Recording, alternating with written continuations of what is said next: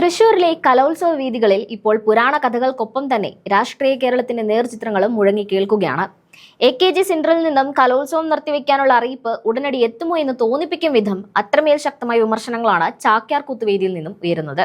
തൃശൂരിലെ കലോത്സവ വേദിയിൽ പോലും സ്വർണം കട്ടവൻ ആരപ്പ എന്ന ചോദ്യമാണ് ഉച്ചത്തിൽ മുഴങ്ങി കേൾക്കുന്നത്.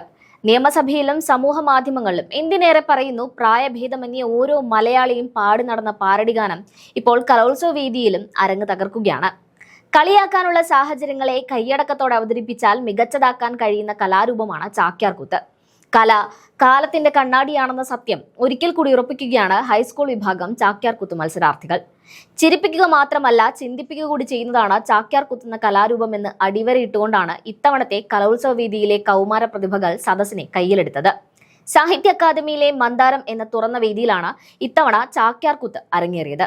ശബരിമലയിലെ സ്വർണ്ണക്കൊള്ളയും അനുബന്ധ രാഷ്ട്രീയ വിവാദങ്ങളും കൂരമ്പ് പോലെ വാക്കുകളിൽ കോർത്തെടുത്താണ് കൊച്ചു ചാക്യാന്മാർ കൂത്ത് അവതരിപ്പിച്ചത്. സ്വർണമുണ്ടാക്കാൻ ഇപ്പോൾ എളുപ്പ വഴിയുണ്ട്. ചിലയിടങ്ങളിൽ വാതിലിൽ പൊതിഞ്ഞ സ്വർണം വരെ പൊളിച്ചു കൊണ്ടുപോകുന്നുണ്ട് എന്ന പരിഹാസം സദസ്സിൽ വലിയ കയ്യടികളാണ് ഉയർത്തിയത്. തന്ത്രിക്കാണെങ്കിലും സ്വർണം ദക്ഷിണയായി കിട്ടിയാൽ വലിയ അപകടമാണ്. ഇനി അഥവാ കിട്ടിയത് ഇല്ലത്ത് കൊണ്ടുപോയി വെച്ചാലും അത് പരിശോധിക്കാൻ ആളുകൾ വരും എന്ന ആക്ഷേപം വരെ ചാക്യാർകൂത്ത് മത്സരാർത്ഥി തന്റെ പ്രകടനത്തിലൂടെ അവതരിപ്പിച്ചു. മന്ത്രിമാർക്ക് മാത്രമല്ല, വേണമെങ്കിൽ തന്ത്രിമാർക്കും കാരാഗ്രഹവാസമാവാം എന്ന ആക്ഷേപം വരെ ഓരോ മത്സരാർത്ഥികളും കൈയടക്കത്തോടെ തങ്ങളുടെ കൂത്തിൽ അവതരിപ്പിക്കുകയുണ്ടായി. പുരാണത്തിലെ കൃഷ്ണന്റെ വെണ്ണമോഷണത്തെ സമകാലിക സംഭവങ്ങളുമായി കൂട്ടിയിണക്കി മോഷണം ശീലമാക്കിയവരെയും അതിന് കൂട്ടുനിൽക്കുന്നവരെയും കൊച്ചു ചാക്യാന്മാർ കണക്കിന് ശകാരിക്കുന്നുണ്ട്. ഉണ്ണിയാണെന്ന് കരുതി ചെറുപ്പത്തിലെ തന്നെ സ്വഭാവത്തിലെ ദൂഷ്യം ഗൗനിക്കാതെ അവനെ പോറ്റി വളർത്തിയ സകലർക്കുമെതിരെ ആക്ഷേപം കലർന്ന ഭാഷയിൽ കുട്ടി ചാക്യാന്മാർ പരിഹസിക്കുകയും ചെയ്തു. തന്ത്രിയും പോറ്റിയും വാസുവും എല്ലാം ചാക്യാറിന്റെ നർമ്മത്തിലൂടെ കടന്നുപോയി. വാസു എന്നാൽ മായ. അങ്ങനെ മായ കൊണ്ട് അന്യന്റെ മുതൽ കട്ടതിന്റെ പങ്ക് കൂട്ടുകാർക്കും സഖാക്കൾക്കും നൽകുന്ന വാസുവിനെ കുറിച്ചും ഒക്കെയുള്ള പരാമർശങ്ങൾ കൂത്തിൽ ഉടനീളം വന്നുപോയി. കുട്ടി ചാക്യാന്മാരുടെ പല പരാമർശങ്ങളും നിലവിലെ രാഷ്ട്രീയ കേരളത്തിലെ സംഭവങ്ങളിലേക്കാണ് വിരൽ ചൂണ്ടുന്നത്. സമീപകാല സംഭവങ്ങൾ വേദികളിൽ ഇടം പിടിക്കുമെന്ന് ഉറപ്പായിരുന്നെങ്കിലും ഇത്രമേൽ കൃത്യതയോടെയും കൈയടക്കത്തോടെയും രാഷ്ട്രീയ വിമർശനങ്ങൾ അവതരിപ്പിച്ചത് കാണികളിലും വലിയ ആവേശമുണ്ടാക്കി. ഓരോ മത്സരാർത്ഥിയും തങ്ങളുടേതായ ശൈലിയിൽ ഭരണകൂടത്തെയും അധികാര കേന്ദ്രങ്ങളെയും വിചാരണ ചെയ്യുകയായിരുന്നുവെന്ന് പറയാതെ വയ്യ.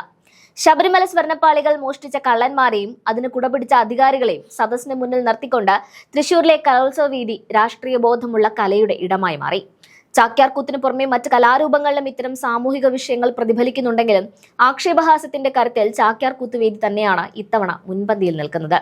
സഖാക്കൾക്ക് ആവിഷ്കാര സ്വാതന്ത്ര്യം വാക്കുകളിൽ മാത്രം ഒതുങ്ങുന്ന വിഷയമായതുകൊണ്ട് തന്നെ വേദികളിലെ ഈ തുറന്ന പ്രകടനങ്ങളോടുള്ള പ്രതികരണം എങ്ങനെയായിരിക്കുമെന്ന് കണ്ടു തന്നെ അറിയണം.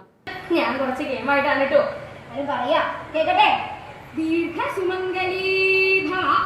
അനവധി കാലം സുമംഗലിയായിട്ടിരിക്കട്ടെ. അനവധി കാലം പോയിട്ട് കുറച്ച് കാലം സുമംഗലിയായിട്ടിരിക്കണമെങ്കിൽ കൂടി വിവാഹം കഴിയണ്ടേ? അത് വേണം.